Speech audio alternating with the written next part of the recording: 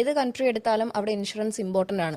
Insurance വേണമെന്ന് പറയും. നമ്മുടെ ഇവിടെ അവയർനെസ് കിട്ടാത്തതാണോ അതോ അവർക്ക് ക്ലാരിഫിക്കേഷൻ എന്തുകൊണ്ടാണ് നമ്മുടെ ഇവിടെ ഇൻഷുറൻസ് എടുക്കാൻ വേണ്ടി ഇത്രയും മടി പിടിക്കുന്നത് മനുഷ്യർ?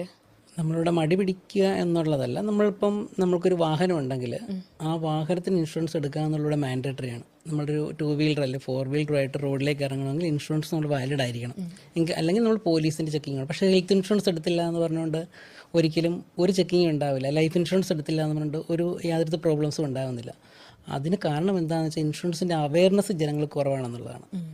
ഒരു ഇൻഷുറൻസ് ബ്രോക്കർ അവരുടെ ഏറ്റവും പ്രധാനപ്പെട്ട ലക്ഷ്യങ്ങളിലൊന്ന് ഇതാണ്. ഇൻഷുറൻസ് എന്ന് പറയുന്ന കൺസെപ്റ്റ് ജനങ്ങൾക്ക് അവയർനെസ് ഉണ്ടാക്കി കൊടുക്കുക എന്നുള്ളത്.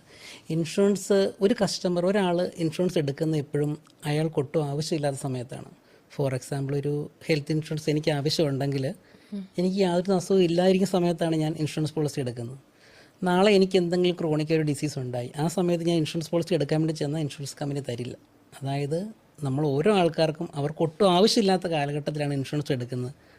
അതാണ് ജനങ്ങൾക്ക് അതിൻ്റെ ആവശ്യകത പറഞ്ഞു കൊടുക്കേണ്ടതിൻ്റെ ഏറ്റവും പ്രധാനപ്പെട്ട ഒരു കാര്യമായിട്ട് വരുന്നത്. അത് ഇപ്പോൾ സാർ പറഞ്ഞ പോലെ നമ്മുടെ ഇന്ത്യയിലും കുറവാണ്. പക്ഷേ ഇന്ത്യക്ക് പുറത്ത് ഏത് കൺട്രി എടുത്താലും അവിടെ ഇൻഷുറൻസ് ഇമ്പോർട്ടൻ്റ് ആണ്.